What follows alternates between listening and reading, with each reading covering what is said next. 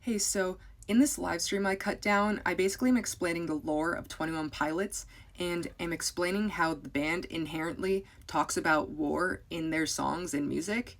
So go to about 16 minutes in to get to the juice.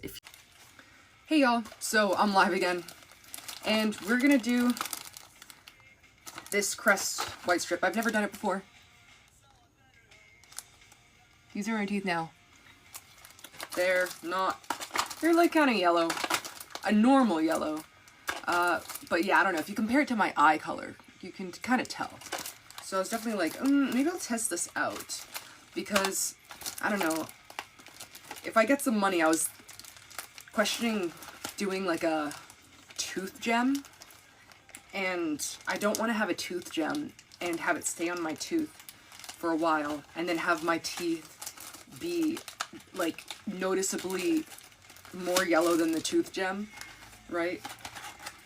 Okay, so while I'm here, we're gonna talk a little bit about 21 Pilots lore, because once again, your girl Bobby got into some Twitter drama about trying to get 21 Pilots, Tyler Joseph and Josh Dunn, to speak up about Palestine and specifically the genocide that is happening. You know, I got a lot of criticism about, literally from top fans, saying stuff like, you know, why are you making everything political? Like, there's no need to make the music political, right? And I understand that. Like, the thing is, the band 21 Pilots is inherently a political band. And a lot of people don't think this, you know? But if you know the lore, you know that stuff goes deep, right? It's deeper than mental health. I mean, it's on the lines of mental health because obviously war significantly impacts people's mental health. Okay, so I'm gonna do this,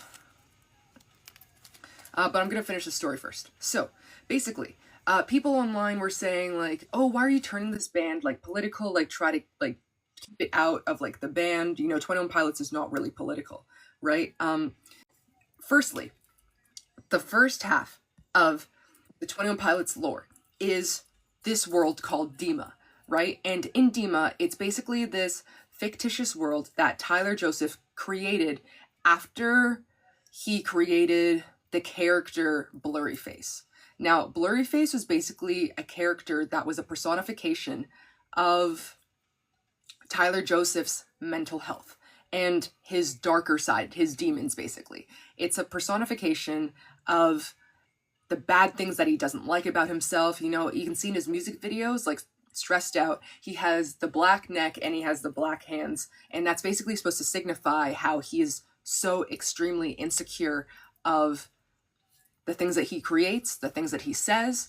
You know, this is tied into Blurryface. Basically, you can kind of view this darkness as Blurryface taking control of him and his demons basically taking control of him and making him unable to speak or unable to talk or unable to create, or vice versa, creating and speaking based out of fear, based out of his, like, you know, inner demons and stuff like that.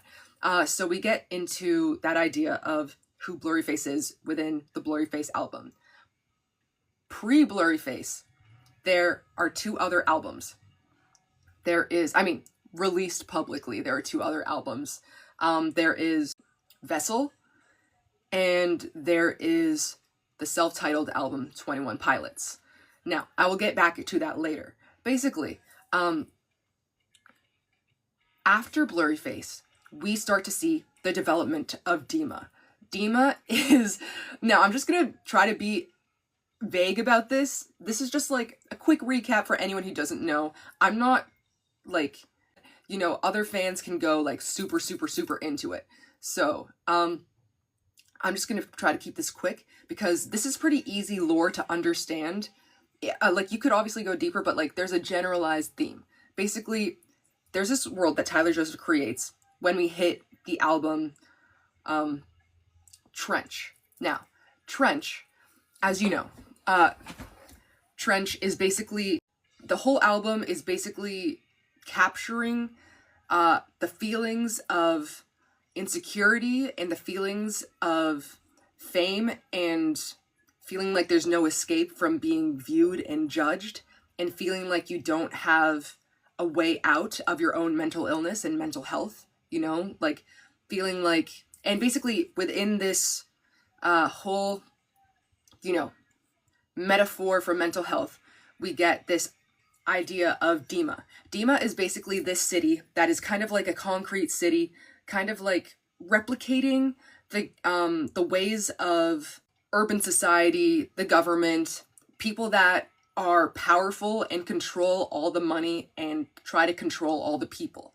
You know, this is kind of a metaphor for people, you know, obviously living and being controlled by the government, you know, us having to abide by their rules, their policies, you know, and basically the idea within Trench is trying to break out of the controls of people with power and people with money. And like, basically it's Tyler and Josh trying to escape this, you know, world that they have now understood and seen as a part of fame. You know, once you reach that level of fame and power and money and recognition, you do get to see another deeper side into the coin. You know, you get to see like how studio execs act, how they behave, how contracts have an impact on what you can say publicly. You know, you have a certain type of quota you have to keep up with. You have to like behave and act a certain way in order to abide by, you know, your label. You can't have as much freedom if you want to continue to be successful and put on shows and reach the audience that you want to reach. You know, you have to listen to these rules created by people with more money, people with power, people controlling your music. You know, you have to do things like brand deals. There's that whole idea that within Trench, they are struggling. Tyler Joseph specifically is struggling with his mental health. He feels like trapped by all this pressure of having to keep up this performance and being stuck in this place of, you know, recognition that is also like debilitating, you know. And basically in a bunch of the Trench music videos, you know, we see in like Jumpsuit, Nico and the Niners, right? He creates characters within this plot line, basically like characters like the Bishop, you know, that's kind of like a new version of Blurryface, which is like a higher up person within, I guess, the formation of like government, or like basically a person that is a new version of Blurryface that is trying to keep him on the path and keeping him, you know, attached to this lifestyle, like attached to like his mental illness, his mental health, you know, like his fears, his like negativity, all that stuff. We see him try to escape the grasp that all of these people, that this character, the Bishop, has on him. We see him trying to follow Josh with the fire and try to escape Dema and basically reach the outsiders, which is basically the people that are his clan. You know, he's trying to get outside of the city, outside of like the power positions. I'm getting way too into this, but like basically we get the idea of Clancy. Now Clancy is kind of like seen as this like one, it's like kind of like a character, but Clancy is kind of just a representation, at least in my understanding of the lore. It's just a representation of his clan, you know, which is basically his fans, the people that understand mental health, the people that understand the music, the lyrics, that actually feel the emotion that goes behind what he's putting out in the art that he creates. This is his clan. These are the people that keep him living, keep him, you know, fighting to stay alive, even though he has things like, you know, suicidal,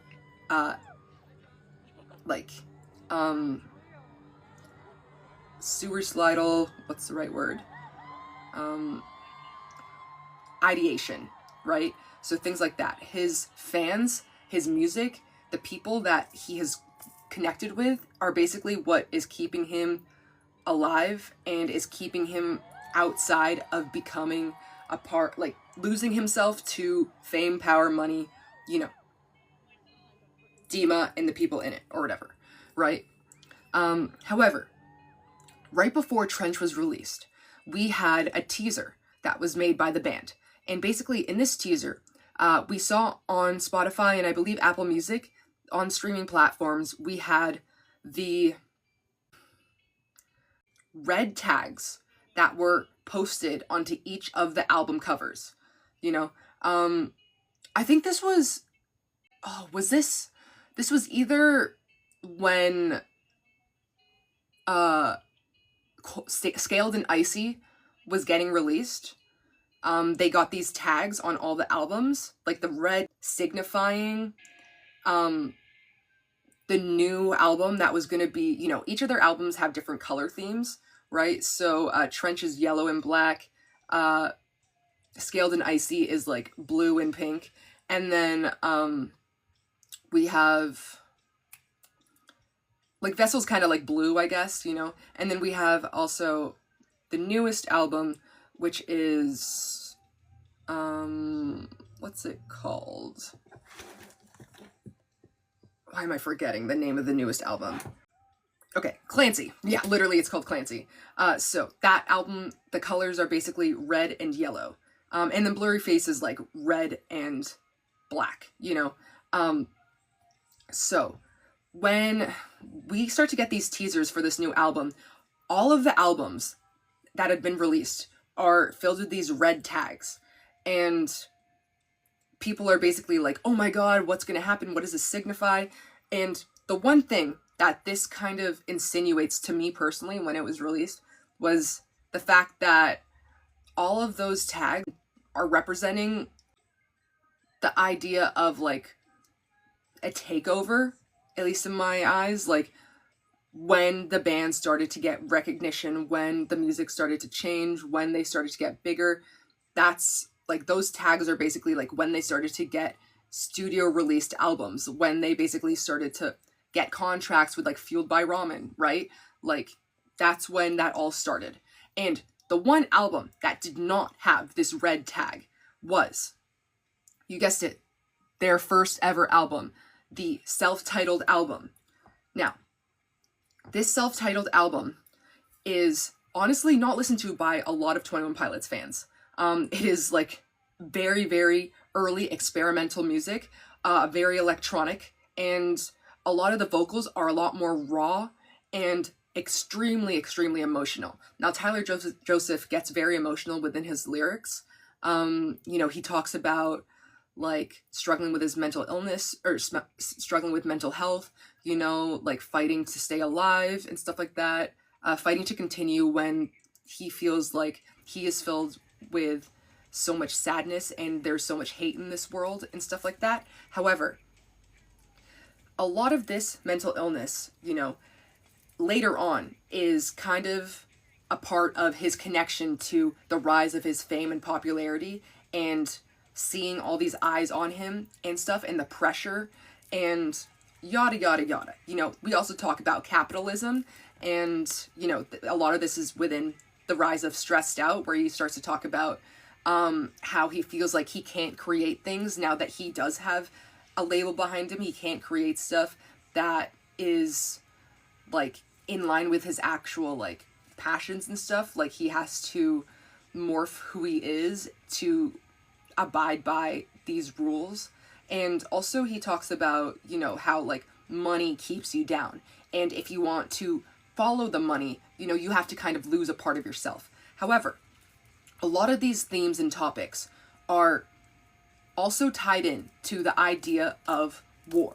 Now, this is why 21 Pilots is a political band. And this is why I was protesting online and trying to get them to speak up publicly. Because yes, they do speak about war in their songs. They speak about topics of soldiers and PTSD. They also talk a lot about religion and how finding faith in a world filled with war is extremely difficult, and how it is honestly debilitating at times trying to find a reason to stay alive when there is war, genocide, children being murdered.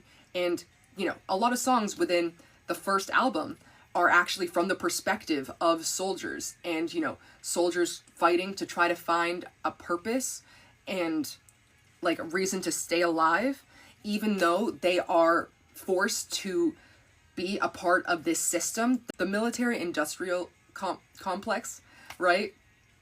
And they have to, you know, follow what is being told of them. They have to fall in line, you know? They have to fight in the trenches, right? Like, there literally are words, like keywords that, you know, they try to create this lore in metaphors. However, a lot of the metaphors are very much pushed towards viewership that is more accessible to younger audiences. You know, they have tried not to get too into details sometimes, because oftentimes topics of war can be very triggering, and also, you know, it's not very child friendly. However, there are songs like and keywords that signify the fact that they are a political band. For example, naming an album called Trench, right? Like, that is specifically, you know, we can talk about like the actual soldiers that are living in the trenches. You know, we can talk about how that is a metaphor for, you know, feeling like you're like living in like the pits, the gutters, you know, like you're at the lowest of the low. However, we get that perspective a lot in their first album, the self-titled album. You know, we get perspectives of like, you know, like Taxi Cab. You know, they talk about like finding a bag of heads in the back of like your car, like finding a bag of heads, right? Like that you just killed, like killing someone, feeling the regret of killing someone. Like they talk about traveling for days and having no water, you know, like things that people in like war, genocide actually experience. Now, the main thing that signifies to me that this band is a political band or has topics of, you know, like war specifically, is the name of the band. Now, the name of the band specifically is, you know, 21 Pilots. A lot of people are kind of confused when they hear this name because they're like, what the fuck does that even mean? What does 21 Pilots mean? Well, I will tell you, dear friend. 21 Pilots, the reason why Tyler Joseph named the band this is actually because when he was creating the albums and trying to figure out a name, he basically in school was given a task to read a play, a play called To All My Sons. Now, let's search up who is this play by. Okay, All My Sons is a play by Arthur Miller.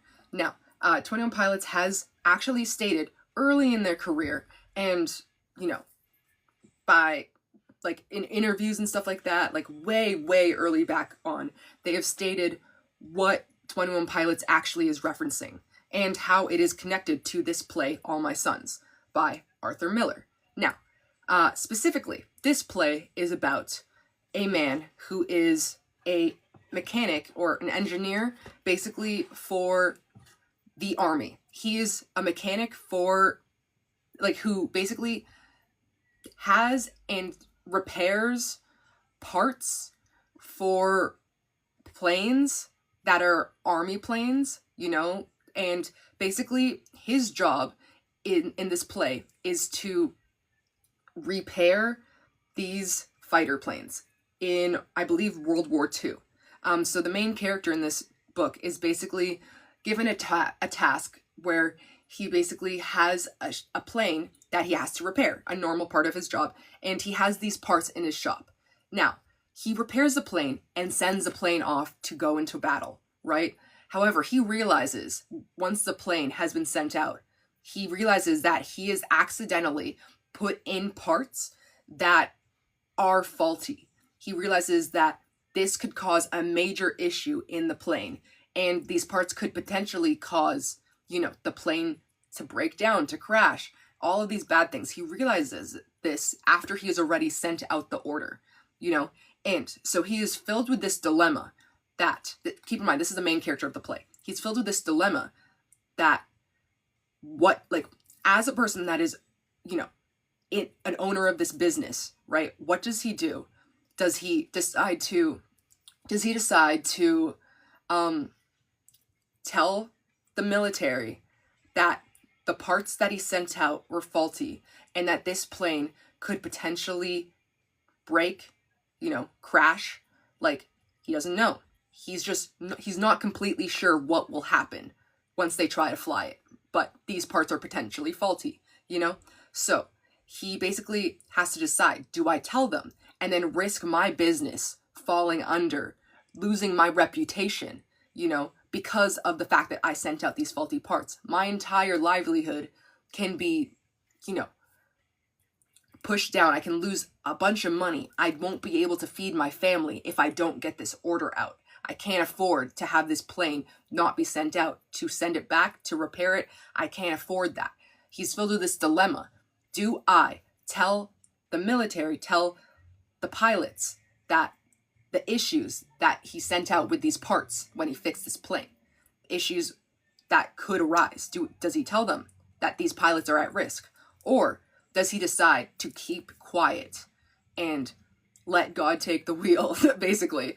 Does he decide to keep quiet and let his business continue to be known and recognized as an honorable business in order to keep food on the table for his family, you know? Because keep in mind, this man is not a rich man. You know, he is doing this because he literally has to have the money to feed his family, and he wouldn't be able to if he didn't have that opportunity to send out those parts.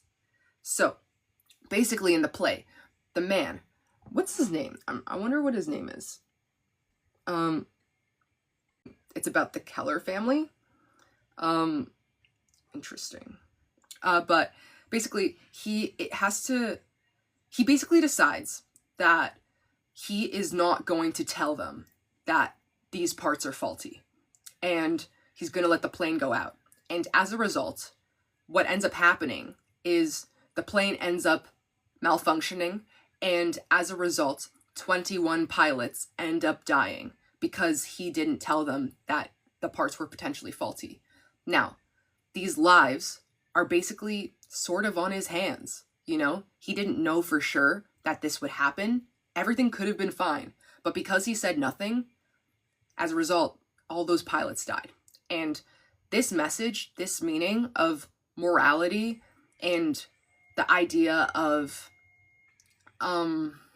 capitalism controlling our morality, capitalism controlling our morality, our fear, us not speaking up out of fear, the idea of war, and you know, like, were those pilots gonna die anyways in the war? Like, what, like, I need to feed my family, I need to protect the lives of the people closest to me, like, what is right and wrong? This morality and this dilemma was very impactful to Tyler Joseph, and he liked it so much that he decided to name the band 21 Pilots after the 21 pilots that passed away in the play, you know?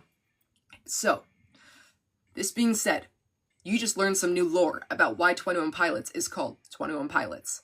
And as a result, all the people on Twitter that were telling me, stop trying to get Tyler Joseph and Josh Dunn to speak up about genocide and speak up about war, you know, like, a lot of people were saying, like, them making a public donation or speaking up about it would solely just be, like, what's the right word? They were saying it would be performative. However, I think that a donation in any sense is always going to do good. You know, you can call it performative, but sending money to people who need help is always going to do good, especially when you have millions. And maybe they already do this. Maybe they do this on their own time. We don't know. But the thing is, getting a public statement from people that have a platform that is so big and powerful, I understand that there is a lot of people out there, I have friends included, that are scared to speak up because people do lose job opportunities. People do lose money as a result of speaking up about the Palestine and Israel conflict. However, when there are 18,500 children within the past 2 years that have been murdered by Israel, and American and Canadian tax dollars are funding it, I think it's about time that people decide that morality and the meaning behind this band, like, they are one and the same. You know, we can speak in metaphors, we can speak about all the allegories about mental health and struggling and stuff like that. However, the meaning behind the band and the band name, it has changed over the years, but it has started out as a reflection of the morality of speaking up or staying silent, especially in regards to conflicts related to war, you know? So I feel like it is necessary to protest and speak up about how this band should be doing more, especially when you can tell from all of this lore that I've dropped that they care. At least in some sense, they care enough to name their band about issues around war. You know, they have an album called Trench, right? I think that as a band that has, even though it's cheesy to say, honestly saved my life with some of their music. There were many days where I literally felt like I could not make it through the day without listening to something, to have someone have some sort of connection to have someone relate to the same feelings of depression that I felt. You know, there are many children that are suffering from anxiety, from depression, because they are forced, without choice, they are forced to be living in a genocide. They are being starved out. And I think it's only right that as people, that we try to get people with platforms to continue to do something, especially when it's a band that means so much to me. This is my life purpose. Just kidding. But no, you know, like it's really just like, I mean, it's a full circle moment. It would really mean a lot to me, and I know other fans if they spoke up, and especially because the band is named after 21 pilots that were murdered in a play that they weren't murdered, I guess, but like sort of they were murdered, right? Like by someone choosing not to speak up in order to protect their family and their wealth and their stability. And sometimes you realize in life that stability is not, honestly, stability is a privilege. It's an insane privilege, and it shouldn't be. You know, living should not be a privilege. And the fact that living has become a privilege is insane. So I just wanted to talk about this, and I hope you enjoyed my little rant. Okay, I'm going to put on this mouth thing now. We're going to put on this tooth Colgate Crest white strips.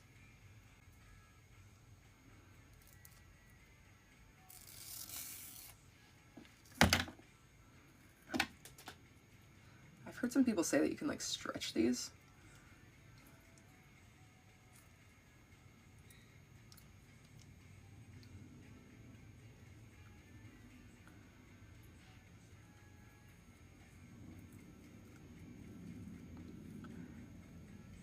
Oh God.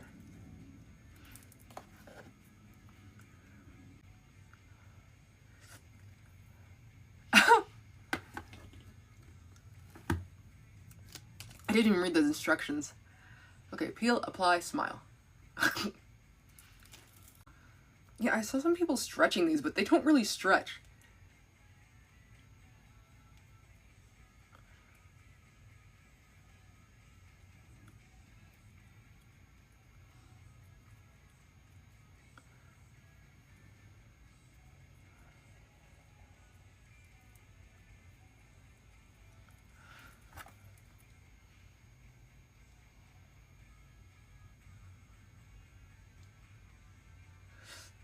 Ah.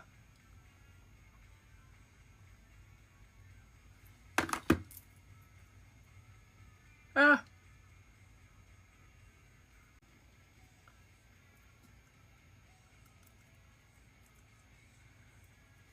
Okay. Okay. How long do I leave this on for? 30 minutes. Okay.